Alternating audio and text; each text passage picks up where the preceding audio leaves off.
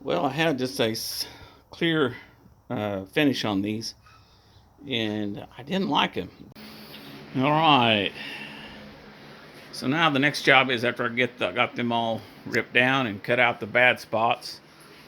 Basically, I took five of these. Hopefully, I'm going to be able to make three, maybe three and a half to or four. I figure about 20% of waste. Anyway, I just now got this one here glued up. You can see from the sun. But anyway, this is all pretty good wood. I learned from my last one to probably spend a little more time making all my wood good and solid. Before I got started away, I know you got shadows from the sun, but anyway, so that's 24 by 24 square, and pretty soon I'll be putting that in there and milling it up. Okay, well, I took a bunch of that cedar and I cut the really bad stuff out of it. And if the knot was solid, it was all right. But if it had a vague, a rod or a big old split in it, or a huge knot, or just some rod in the middle of it, I would cut that stuff out. And when I got all that cut out, then I came and cut my 2-foot panels. They're 24 inches by 24 inches of cedar.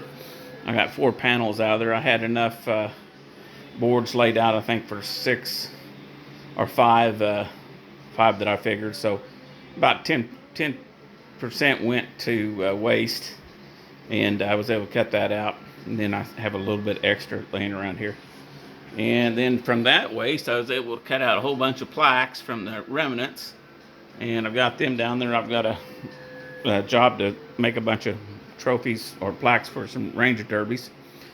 And I thought, well, we'll do these, get the big chunks out for the lanterns. Last time when I made these, I didn't pay as much attention to the quality of the cedar, and I left a lot of stuff in there. I thought, well, I'll give it personality. Well, it did, but then I have to remade some parts. So hopefully this way I'll get them out. So I basically square jointed everything, got it ripped down, cut it in 24-inch lengths, and then glued it up as close to 24 inches in width as I could. It might be 24 and a half, but at least it's 24, maybe 24 and 3/4. So, but they're pretty close.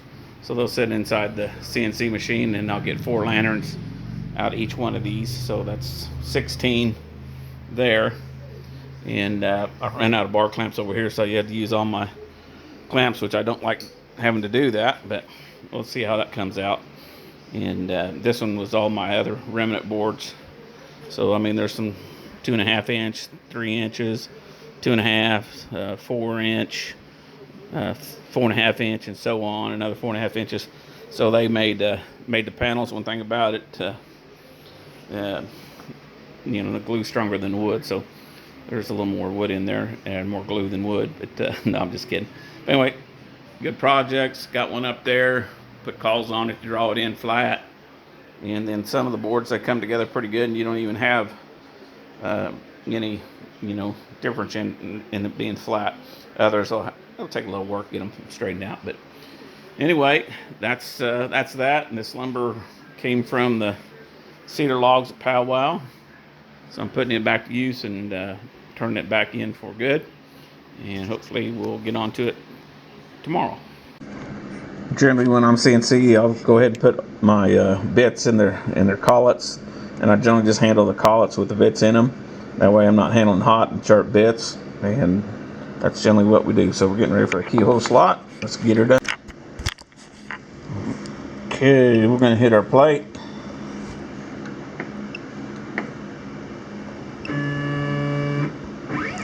Got our height set, and load up our USB file. Keyhole tap, and quick start.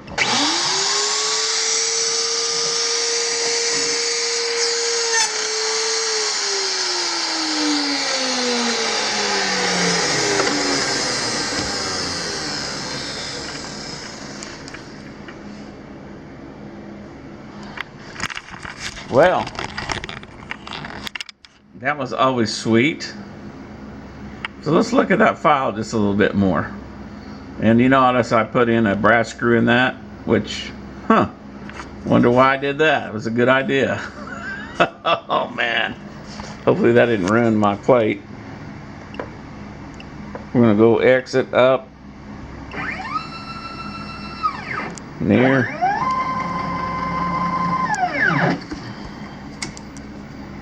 And there that is, that's a runt. And there that is, that's sheared off. For being brass, I probably saved a $25 bit.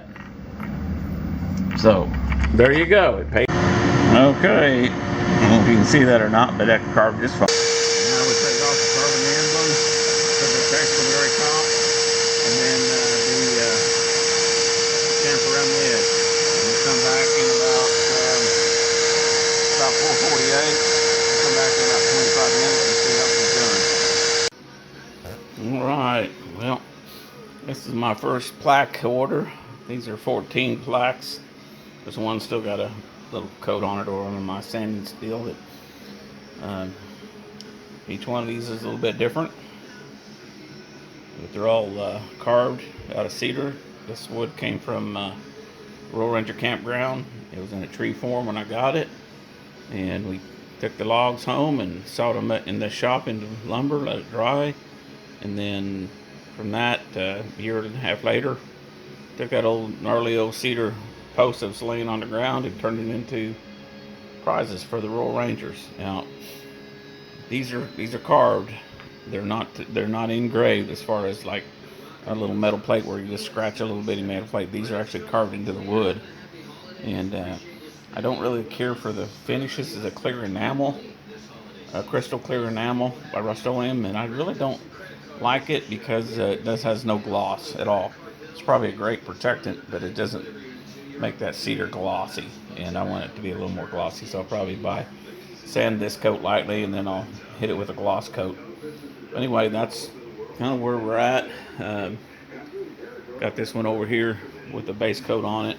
Whichever one of them has the keyhole slot in it, and this is the coat on the back side, and then I'll turn it over and do the other side. That's up on a little screw jig for that, and those are all cut out on the CNC machine and the table saw, joiner, bandsaw. Well, I had just a clear finish on these, and I didn't like them. They had no shine to them, and that was after 2 coats, and I'm thinking, well, wait a second. So I went down and got some of this Walmart 2x cover. The other one was crystal clear enamel, and this is gloss clear, and it's the 2x. So I think I like it a lot better. Cedar just needs to have some kind of a pop to it, and it really made these things shine out. Before they were blotchy looking and stuff, so makes it look a lot better.